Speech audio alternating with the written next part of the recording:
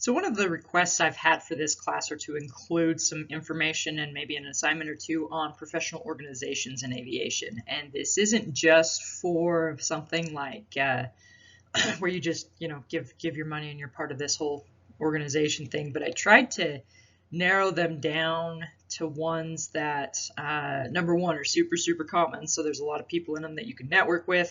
And then I reached out to all the rest of the instructors and professors at USU and asked for which ones they would recommend for you guys based on, our location, what they focus on as instructors, and their personal experiences in that. So that's what this whole section is about. For this presentation, I'm going to go over kind of a professional development overview. I won't spend much time on that. Aviation professionalism, I actually found a really cool resource from the National Bureau of Business Aviators, I think is what it's called. I've got a link on the slide to it, and it was kind of an interesting read. And then I'll talk about the professional organizations themselves a little bit, along with the page that you're going to use for your assignments and to do some digging, and talk about the actual assignments themselves. So obviously, professional development is one of those things that you're going to keep doing for the rest of your life. Basically, you never stop going to school is what it is. But when you get into your career, the school that you go to is more determined by your actual career. Now, you'll notice a lot of overlap still between what you learned in college and how you use it on the job, because, that's kind of what we do. But you'll have like a very specific lane you're going to stay in or path you're going to be on, okay? Some of the professional development requirements, depending on your career area, are going to be focused on things like policy updates, HR updates. Industry trends and developments are going to be huge, and then continued networking and borrowing from each other or collaborating and things like that will be part of your professional development as you get into your career. One of the other purposes of professional development is to make sure that you maintain professionalism, okay? And for aviation specific professionalism, I've got the link to the article on the slides here, but the little snippet that I stole was the traits of a business aviator section, basically. So the personal and organizational professionalism characteristics of those in aviation. And we talk a lot about professionalism in aviation, and I've mentioned several times before that it's probably got the highest standards of professionalism out of any career out there. And this is a good example of why. When you read over all of these, basically, like you have to maintain some super high standards of yourself. Character, including integrity, honesty, and responsibility.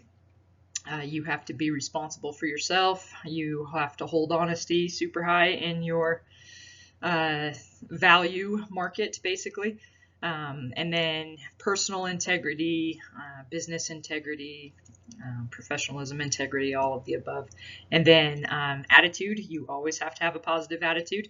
The best place to practice that is when you're in a class you don't want to be in. Be positive about it. I know that sounds stupid, but it's actually the best way to practice it. Determination and initiative kind of go together a little bit, but I would argue that you can't have determination without initiative. Otherwise, it's just frustration. And you have a goal, but you're not going to do anything about it because you don't do anything about it. And that's where initiative comes in. Anyway, engagement, competency, and vocational skills, image, and then continuous improvement.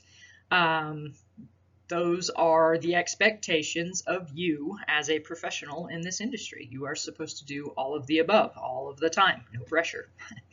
It is challenging for sure.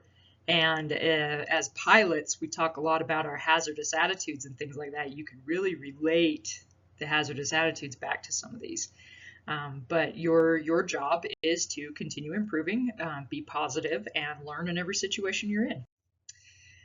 So as far as this course goes and what I'm going to have you do, there is a Canvas page called Professional Organizations. It is in Module 2. There's a couple different ways to get to it.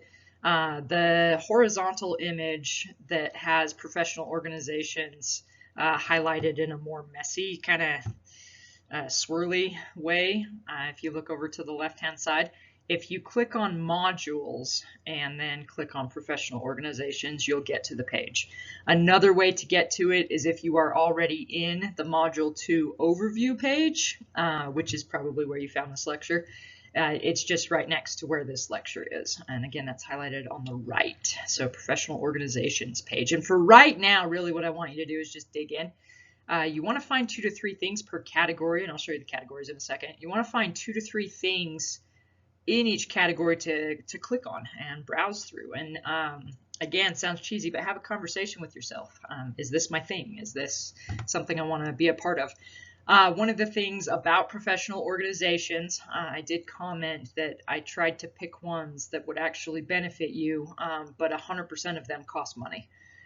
Every organization you want to be a part of costs money to join. So kind of keep that in mind. This is the middle part of the page that comes up. There's a description above it and a couple of things below it, but this is the part that I really want you to focus on. So there's 3 categories. And each of these websites that's linked here corresponds with an aviation-centered organization on the left-hand side, job board in the middle, conferences on the right-hand side. Okay. They cover everything from piloting to management to maintenance to drones and everything in between. Air traffic control is part of it, dispatch is part of it. And as the course continues, depending on when you're watching this lecture, as the course continues, this list will grow. These are the ones that we're starting out with. And I'm just going to give you an example of a professional organization that I have been a part of for 20 years and didn't even realize its benefits.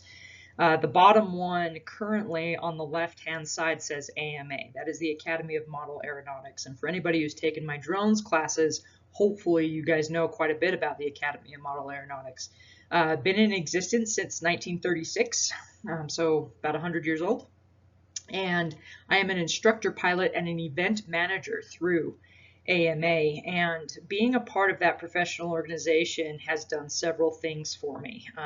It has provided some kind of side job opportunities, some subcontractor opportunities for me.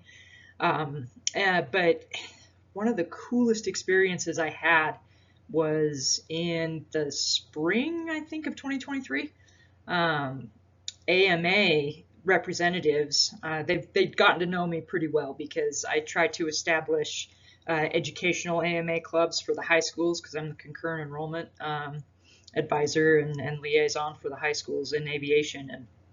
And if we can establish a kind of, not a partnership, but like a working together with AMA, it helps our teachers provide some safe and insurance and sites and stuff for their schools. So anyway, I'd been working with AMA for a really long time on that. I'd been, like I said, a member for 20 years, and they reached out to me and offered to send me several $1,000s worth of FPV drone kits.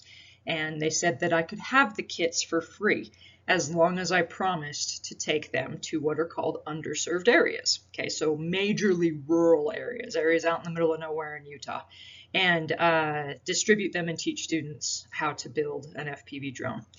And I obviously definitely accepted that, and I took the kits out to a couple of the American Indian reservations throughout Utah and a couple other extremely rural areas that people don't know are there. Took them to high schools and junior high schools, had a couple of building days with people, taught them how to fly, and anyway, it was a big deal, obviously, for me and for the students to get those for free, and those schools to get them for free. And the whole reason it happened was because I was a part of this professional organization. So kind of keep that in mind as you're digging through these. And again, your job for right now, just pick a couple things in, or a couple links in each category, click on them, browse through them, kind of talk to yourself. Hey, is this something I would get into? Is this something I want to be a part of? Obviously, does it relate to whatever career you're going to plan on doing? And then later in Module 3, you do have an actual assignment with this. And it's a discussion assignment, but it's going to feel a little bit more kind of like an essay, sort of, just because you do have to cite where you got things from. So it's to help kind of give you a boost to explore those links. It does say to use the professional organizations page plus this lecture. And your guys' job is to answer those 3 questions. You've got one describe, one analyze, and one hypothesize. And in the describe, I want you to focus on the organizations themselves. Would you join any? Why or why not?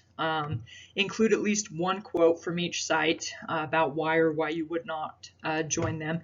And then in your answer, as part of the why, describe what draws you to that organization and how you could see that organization helping your future. And then in the analyze, I want you to pick 2 jobs from any of the job sites and analyze them. Explain if that is a job that you would want, why or why not. And I also want you to kind of focus on what you can do between now and whenever you graduate, whether that's 6 weeks from now or 3 years from now. What can you do to improve your chances of getting that job in between that time period? And then what experiences maybe qualify for you for the job? Again, cite the source, and then hypothesize. If you were handed all of the funding in the world, what's the #1 conference you would attend and why? How can it help your future? What would you hope to learn? And then cite your source. I don't care how you guys cite things. You can do APA, just put in a link. You can do an in-text citation, doesn't matter. I don't care. I just want to know where you got the information from for this one. Okay, so Module 2, you are doing your digging. Okay, you're thinking about professional organizations. You're clicking on links in each of the 3 categories there. Module 3, you're doing this assignment. Okay, let me know if you guys have any questions.